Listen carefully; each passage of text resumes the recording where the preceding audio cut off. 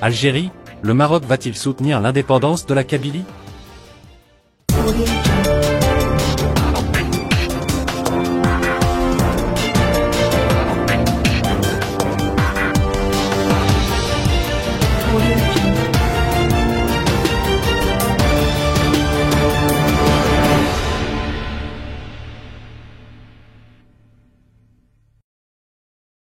Le mouvement pour l'autodétermination de la Kabylie, MAK, a déclaré son indépendance de l'Algérie le 20 avril devant le siège des Nations Unies à New York.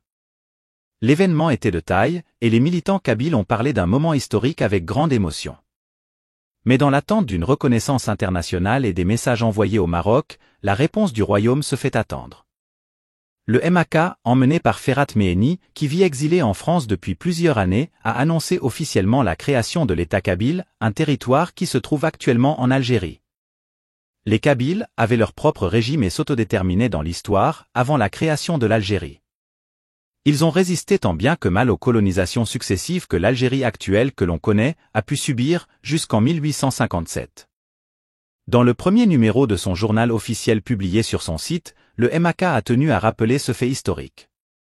Jusqu'en 1857, la région kabyle a toujours vécu sous l'autorité de ses États fédéraux, indique le document qui ajoute que les premiers historiens ayant témoigné de cela il s'agissait Ammianus Marcellinus et Procope. Néanmoins la Kabylie a pris énormément de temps avant de se décider à créer un État de façon officielle devant l'Algérie très jalouse de ses frontières héritées de la colonisation française et de son unité nationale, leitmotiv de son armée, l'Armée nationale populaire, ANP. En Algérie, les Kabyles qui habitent une région montagneuse et parlent la langue amazigh, se sont toujours présentés d'abord comme Kabyles avant de dire Algériens, pour ceux et celles qui se considèrent comme Algériens.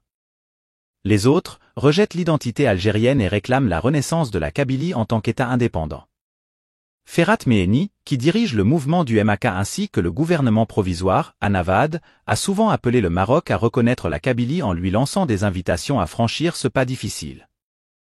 La création d'un sixième État au sein de la région Afrique du Nord n'est pas une mince affaire, et compte tenu de l'histoire du Maroc et l'unification des tribus et leur rassemblement autour du trône, le Maroc aurait du mal à cautionner ou soutenir un mouvement séparatiste.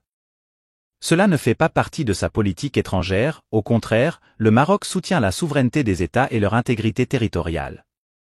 De même qu'il respecte à l'extrême le principe de non-ingérence dans les affaires internes des États. Même si la dialectique poussant à soutenir le MAK dans son aspiration à l'indépendance comme il l'avait déjà fait pour l'Algérie française, serait très tentante au vu des moyens et des efforts consentis par les autorités algériennes pour dépecer le royaume de son Sahara, le Maroc ne semble pas enclin à utiliser la loi du talion. Malgré l'escalade de la crise avec l'Algérie qui soutient par tous les moyens possibles et imaginables les séparatistes du Polisario qu'elle finance, et son projet de division au Maroc qui s'élargit aujourd'hui pour soutenir aussi un parti rifin né à Bruxelles en lui ouvrant une représentation diplomatique, Rabat ne lui rend pas l'appareil. Les mouvements séparatistes en Algérie ne manquent pas. Dans le sud, le mouvement pour la libération du sud de l'Algérie existe depuis peu et cherche à libérer le sud du pays en prenant les armes. De même, l'Algérie connaît le mouvement des Azawad qui cherche lui aussi l'indépendance.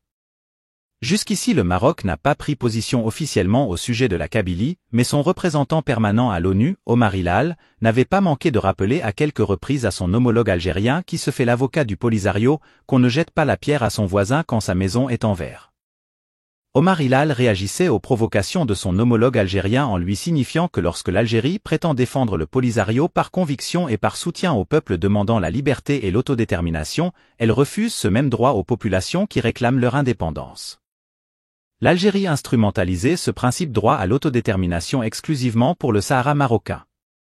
C'est la seule question qu'elle évoque, depuis des années, sans oser dire un seul mot sur les autres questions examinées par cette commission, avait dit le diplomate marocain, tout en rappelant qu'elle dénie ce principe à un peuple qui le revendique bien avant la création de l'État algérien en 1962, il s'agit du vaillant peuple kabyle.